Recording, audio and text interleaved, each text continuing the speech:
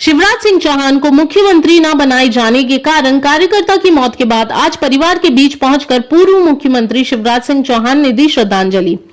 बीते दिनों विदिशा विधानसभा के ग्राम मुंगवारा के निवासी सीताराम कुशवाहा की खेत पर हार्ट अटैक आने के कारण मृत्यु हो गई थी। परिजनों ने बताया, सीताराम कुशवाहा लगभग 40 वर्षों से भारतीय जनता पार्टी का काम कर रहे हैं और उनके सबसे प्रिय नेता शिवराज सिंह चौहान हैं।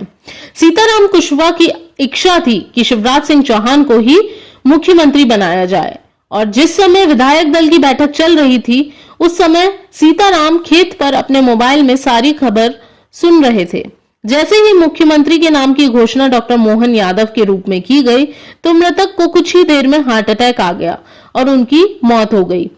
इसकी जानकारी विदिशा के विधायक मुकेश टंडन ने पूर्व मुख्यमंत्री शिवराज सिंह चौहान को दी तो दूसरे ही दिन अंतिम क्रिया में जिले के समस्त जन प्रतिनिधि शामिल हुए और शनिवार को ही 13वीं के दिन स्वयं शिवराज सिंह चौहान ग्राम मुंगवारा आकर दिवंगत सीताराम कुशवाहा के चरणों में श्रद्धा सुमन अर्पित किए और परिवार के बीच पहुंचकर उन्हें भरोसा दिलाया कि हर संभव परिवार के दुख और सुख में शामिल रहूंगा। श्रद्धांजलि सभा में शिवराज सिंह चौहान ने कहा कि यह प्रेम सीताराम जी का था, उनका मेरे साथ आत्मीय लगाव था। मैं उनसे कई बार मिला हूं, हालांकि पद तो आते जाते रहते हैं, मुझे और अन्य जिम्मेदारियां और काम करना था। इसको दृष्टिगत रखते हुए पार्टी ने यह निर्णय लिया। मुख्यमंत्री ने सीताराम कुशवाहा की याद में वृक्षारोपण भी किया। अपना परिवार, ये अपना परिवार है और सरकार भी मैंने चलाई तो मुख्यमंत्री बन के नहीं, परिवार का सदस्य बन के सरकार चलाई। इस पूरे परिवार के लिए मैं समर्पित हूं। लेकिन सीताराम जी नहीं है तो उनके परिवार की विशेष जवाबदारी हमारी। हम सब साथ रहेंगे, बैठेंगे। ऐसे समर्पित कार्यकर्ता के चरणों में मैं बारंबार प्रणाम करता हूं और भगवान से प्रार्थना करता हूं कि भगवान दिवंगत आत्मा को शांति देना और हो सके तो सीताराम जी को फिर भेज जाए, क्योंकि जाने के बाद फिर आते हैं, पुनर्जन्म भी होता है। दुर्गेश कह रहे घर में लक्ष्मी आ गई तो किसी न किसी रूप में वो हमारे बीच में रहेंगे और जब तक जिएगा मामा भी तुम्हारे साथ रहेगा। मैं उनके चरणों में श्रद्धा के सुमन अर्पित करता हूं। परमपिता परमात्मा से प्रार्थना करता हूं कि वो दिवंगत आत्मा को शांति दे और उनके परिवार को, सब कार्यकर्ता बहनों भाइयों को ये गहन दुख सहन करने की क्षमता दे। ओम शांति शांति शांति। मृत्यु अवस्था में अमर हो गया तो लेकिन जब कोई सीताराम भैया की तरह जाता है तो मन में गहरी तकलीफ छोड़ के जाता है। जैसा मुकेश जी बता रहे थे, वो भारतीय जनता पार्टी के कर्मठ और समर्पित कार्यकर्ता और नेता थे।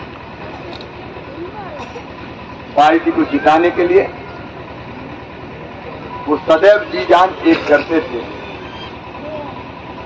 और शासकीय योजनाओं का लाभ भी उनको नहीं, अपन बाद में देखेंगे, बाकी को मिल जाए। जीवन भर पार्टी से जुड़ के उन्हें सेवा की और अगर सब्जी उत्पादन का काम करते थे तो ये ध्यान भी रखते थे कि जहां वो सब्जी उगा रहे कम से कम वहां के लोगों को तो ऐसे दामों पर मिले जिससे परेशानी ना हो। मैं पहले भी उनसे मिला था, उनके गले भी लगा था, मंच पर भी हम मिले थे।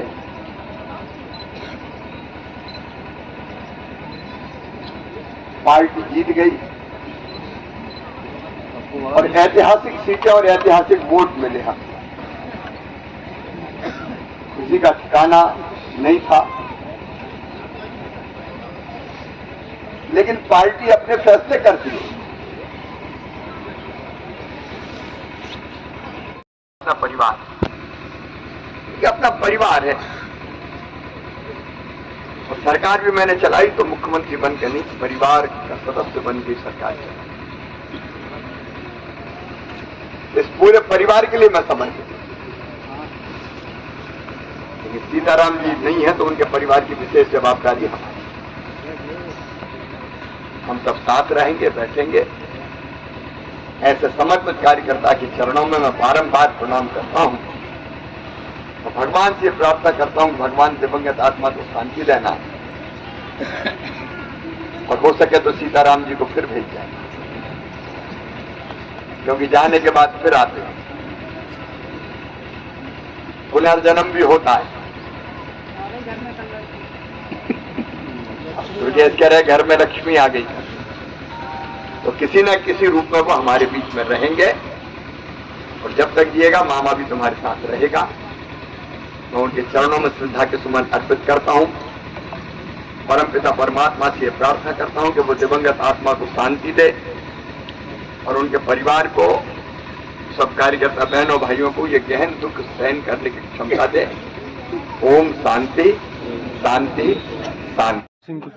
तो जिनकी मृत्यु हुई, आप उनके क्या रिलेशन में क्या लगते हैं? भतीजे, वो चाचा थे हमारे। तो ये जो घटनाक्रम हुआ है कैसे हुआ था? ये खेत पे काम कर रहे थे तो वो न्यूज़ सुन रहे थे मोबाइल में, इसके बाद मोबाइल में न्यूज़ सुनते उनके अटैक आ गया। तो क्या लगा पार्टी का कितने वर्षों से काम कर रहे थे लगभग? कोई 30 से 40। तो कोई पार्टी का इनके ऊपर कोई पद रहा कभी? सीएम साहब से इससे पहले वो कभी मिले थे? मिले थे ना, अधिकारी रहे, बोले भूत अधिकारी रहे और मिले भी थे, वैसे ही मिले। तो ये कैसे मान सकते हैं अपन की उनकी मृत्यु इसी कारण से हुई है? मान वो ये ना मानने अपना जो उसमें सुन रहे थे, मोबाइल पे सुन रहे थे, उसी से। ठीक।